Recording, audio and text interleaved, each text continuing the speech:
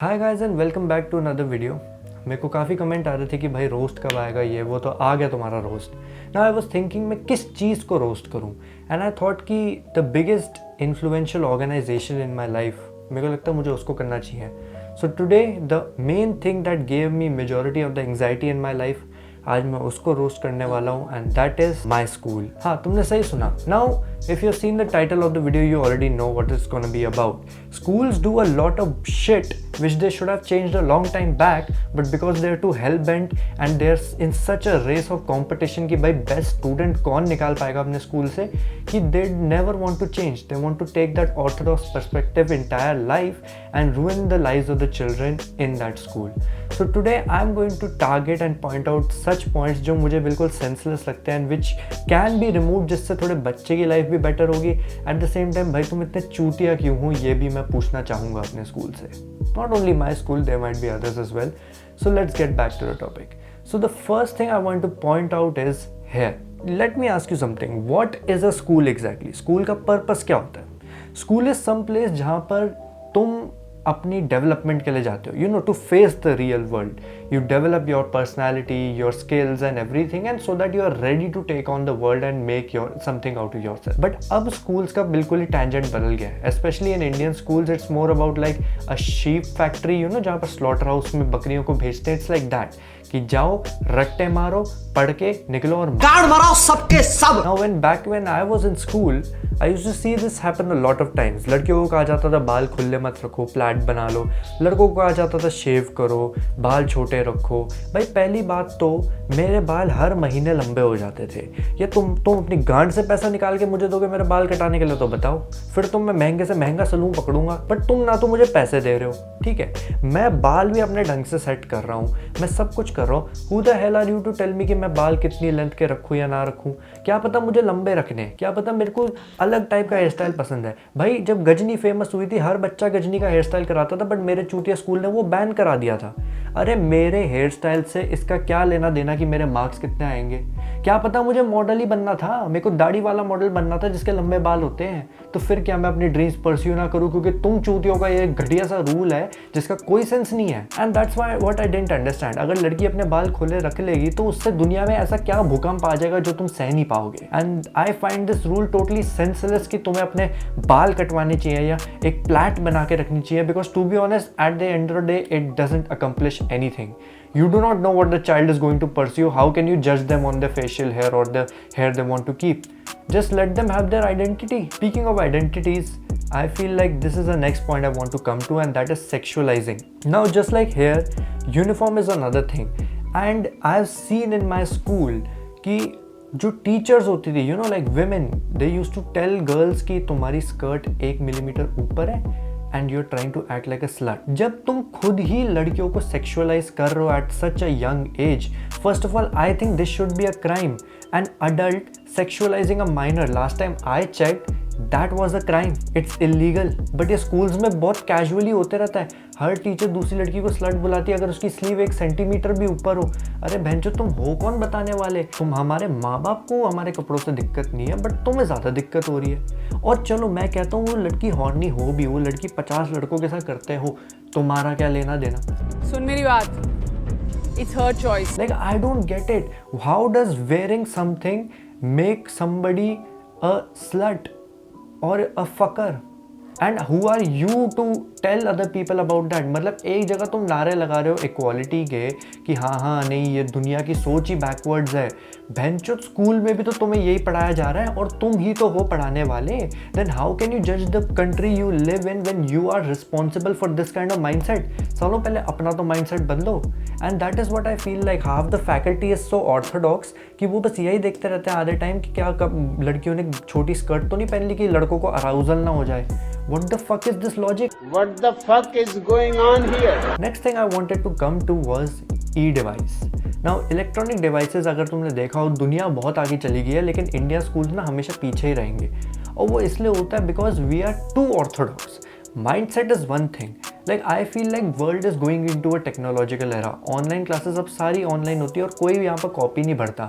मेरे टाइम में मुझे एक नॉर्मल कॉपी यानी एक प्रैक्टिस कॉपी और एक होमवर्क कॉपी भी रखने को कहते थे, जिससे घंटा कुछ फर्क नहीं पड़ा, मैंने तो भरी भी नहीं, बट क्यों कराते थे मुझे आज तक नहीं समझ आया। आई फील लाइक कि भाई बच्चों को तुम कॉन्फिस्केट कर रहे हो उनके फ़ोन लेकर आने के लिए। अगर बच्चा फ़ोन लेकर आ भी गया तो क्या हो गया? मैं भाई कॉलेज भी फ़ोन लेके जाता था, मैं तो सेमेस्टर में टॉप मार लेता था, तो मेरे को तो नहीं लगता कि कोई स्टडीज़ में फ़र्क पड़ा। Then why is it such a big deal कि बच्चा एक इलेक्ट्रॉनिक डिवाइस स्कूल में लेकर आ गया? तुम्हारी इतनी गांड क्यों मरती है भाई इस चीज़ से? In fact you should incorporate this. एक टैबलेट दो जिसमें सारे सब्जेक्ट्स के बंदा नोट बना पाए। बिल्कुल भाई, प्रॉब्लम ही गई, मेरी पीठ टेढ़ी हो गई है भाई बैग उठा उठा के भारी भारी। भाई तुम थोड़ा कन्वीनियंट करो बच्चों के लिए, जब वर्ल्ड इतना आगे चली गई है। नहीं, पर तुम्हारी वो चूतिया सी सोचना हमेशा ऐसी रहेगी, एक कि वहाँ रट्टा मारते रहो, लिखते रहो गांडुओं की तरह, क्योंकि तुम्हारा बस वही लॉजिक है कि हाँ भाई तुम्हें ऐसा लगता है कि तुम्हारी नेक्स्ट फैकल्टी इसी बैच से आने वाली है, जबकि ऐसा कोई सीन नहीं है। बच्चे को अलग से कुछ परस्यू करना वो कर नहीं सकता। क्यों? क्योंकि तुम्हारा गांडू माइंडसेट उनको रोकता है। Next thing I wanted to come to was subjects. अब यह मुझे समझ नहीं आता, मेरे को कभी एसएसटी में इतना शौक नहीं था। एक लेवल की अंडरस्टैंडिंग आई कैन अंडरस्टैंड की होनी चाहिए, तुम्हें पता होना चाहिए गांधी जी कौन थे या ये वो, बट हड़प्पा में किसी कोने में जाके किसी बंदे ने हगा जहाँ पर अब पेड़ उग गया, इसको जान के मैं क्या करूँगा? मुझे कोई इंटरेस्ट नहीं है हिस्ट्री में। I don't understand why general knowledge, चलो ठीक है general knowledge is one thing, but I don't understand why history is so important. I get certain aspects of history can be important, but भाई और तुम उस पर बच्चे को एवेल्यूएट कर रहे हो, तुम उसका टेस्ट ले रहे हो इस बात पे। समझने वाली बात अलग है कि हाँ भी मैंने पढ़ा था इसके बारे में आउट ऑफ इंटरेस्ट। भाई तुम बच्चे को एवेल्यूएट करो। तुमने कभी बच्चे से पूछा कि उसको करना क्या लाइफ में? जिसको करना है वो ले ले भाई, वो कोर्स 11th-12th होती किस चीज़ के लिए? But I don't understand why बच्चों को तुम चूतियों की तरह रट्टा मरवाते रहते हो ऐसी चीज़ के लिए जो उसको कभी लाइफ में ना तो काम आने वाली है ना तो उसको सीखना है। And that's so fucked up, क्योंकि फालतू का स्ट्रेस बच्चे पे ऐसे ही पड़ते रहता है। और ये एक और चूतिया चीज़ है जो स्कूल कराते रहते हैं। Next I wanted to come to was assemblies. Assemblies में एक ऐसी चूतिया चीज़ है जो मुझे आज तक ज़िंदगी में समझ नहीं आया, मुझे आज तक उसका कोई बेनिफिट नहीं लगा। भाई मैं 5:30 सुबह उठता था, ठीक है, नहा वहा के रेडी होके फाइनली स्कूल जाता था चूतिया सी बस में। स्कूल में आके मुझे पता चलता था ओ झुंड में बैठ के खड़े हो जाओ किसी गांडू की बात सुनने के लिए। अब यार तुम अगर कह रहे हो असेंबली में अनाउंसमेंट होती है, अनाउंसमेंट क्या भाई? अगर तुम इलेक्ट्रॉनिक डिवाइस बच्चे को देते हो तो वहाँ पर डायरेक्ट नोटिफिकेशन डाल सकते हो। कि जब भी मैं कॉलेज जाता था तब तो कोई असेंबली हुई नहीं और मेरी लाइफ में कोई ड्रास्टिक चेंज तो आया नहीं उसकी वजह से। तो I don't get it why assemblies are so important. Assemblies का मुझे लगता है एक ही पर्पस होता था कि कितने बच्चे बेहोश हो पाएंगे फील्ड में, क्योंकि आधे बच्चे तो ऐसे गिर रहे होते थे सनस्ट्रोक की वजह से, एंड स्कूल वालों को फिर भी फर्क नहीं पड़ता था क्योंकि स्कूल गलत नहीं है, तुम्हारा बच्चा वीक है। Then comes accessories. यार अब मैंने काफ़ी देखा है कि मतलब जब ये EDM कल्चर शुरू हुआ था काफ़ी लोग बैंड पहनते थे, ये पहनते थे, वो पहनते थे, उनके फिर बैंड ले लिए जाते थे।